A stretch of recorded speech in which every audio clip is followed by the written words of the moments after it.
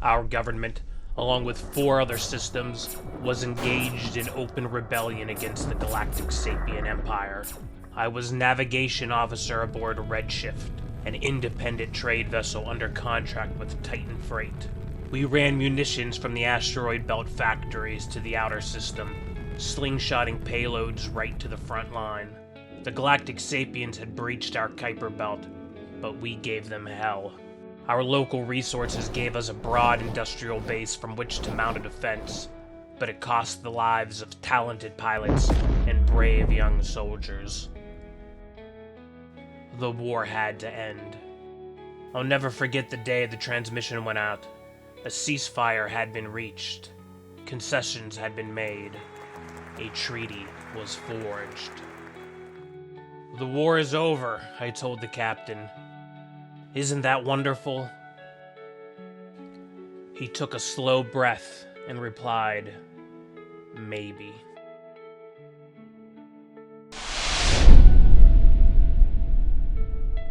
The Navy no longer had a 10-digit logistics budget to run bombs and MREs, so Titan Freight let our contract expire. We took a job hauling industrial solvents to a chemo station, but that dried up when the government cracked down on recreational nerve agents. After 3 months, we could barely keep Redshift spacefaring. The lights flickered. The gas seals leaked. With Redshift on the verge of permanent decompression, the captain took the one job every self-respecting shipowner dreads: scavenger. It was a dirty, desperate job. Bad pay and worse conditions. But without it, the lenders would repo the ship, and I'd be the navigation officer of nothing but my own 2 feet. When the captain told me we'd be salvaging old warhawks, my stomach sank. "You can't take us scavenging in the Kuiper Belt," I told him. "It's terrible out there." He took a slow breath and replied, "Maybe."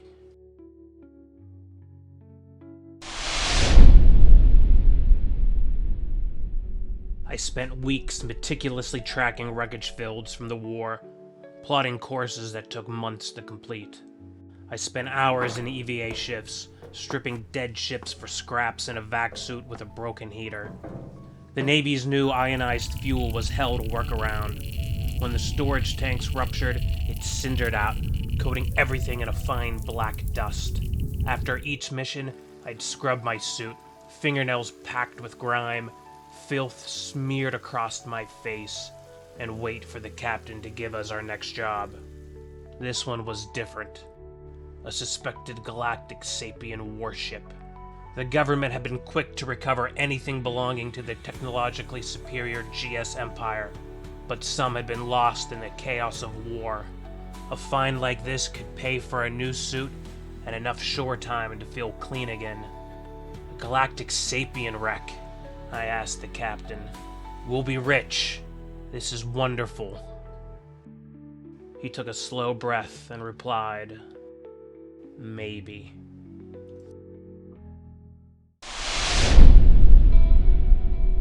An enemy vessel drifting through space is an eerie thing.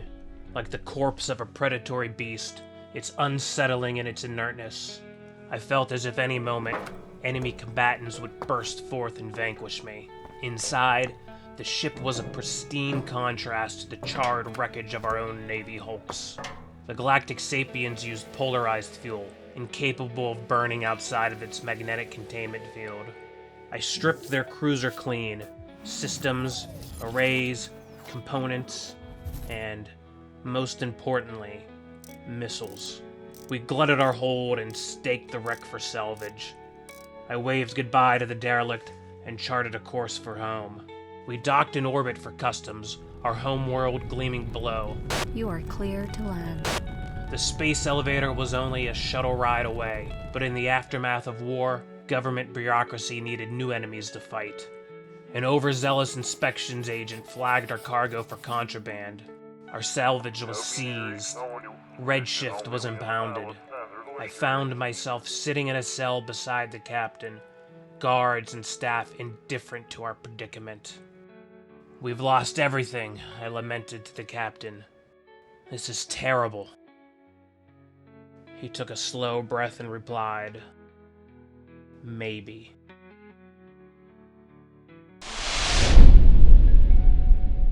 The Galactic Sapiens lied. They used the pretense of peace to smuggle a doomsday weapon into our system. Lights flickered in our cell, and there was a tangible shift among the guards. A solemn man led us from our confinement to a broad view of the planet below. The impact site was a tumult of hell and horror. A plume of soil and magma spurted like arterial spray, its fallout reaching the surface of our moon. Arcs of plasma lashed upward through the ionosphere, surely moving thousands of miles per hour, but seeming languid from our grand perspective. We watched the shockwave expand outward, a sandy ring of storm clouds that left cities dark and crumbling in its wake. Rivers flash vaporized, while forests were ripped up by the root, leaving behind desert wastes. A planet dies as a flower, withering, wilting, and decaying as the sun sets. We were just a shuttle ride away from the space elevator that now floated loose like a twisted scrap of wire. Over 2 billion died that day. There was no law left to enforce, and no reason to keep us. The bureaucrats released us to Redshift, and left us to our fates. It was a shock and a tragedy, to be sure, but our delay at customs had saved our lives. "We're alive," I told the captain, "and we still have our loot. This is wonderful." He took a slow breath and replied, "Maybe."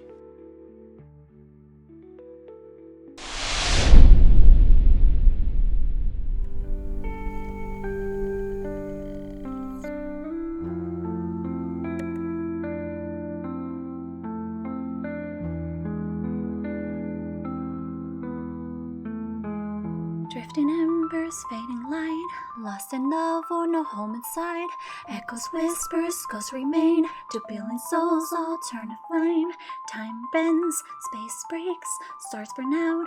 Heartaches, we all knew, we all dreamed. Gun and dust and silent streams. Names unspoken, graves unseen. A world erased like it's never been. The tether's cut, the past won't call.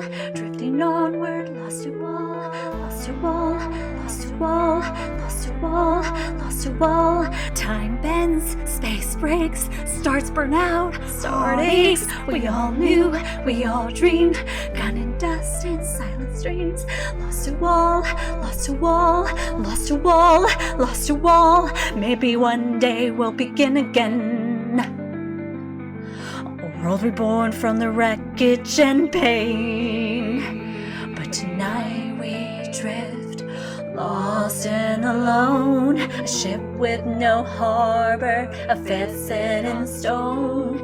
Maybe one day we'll begin again. A world reborn from the wreckage and pain. But tonight we drift, lost and alone.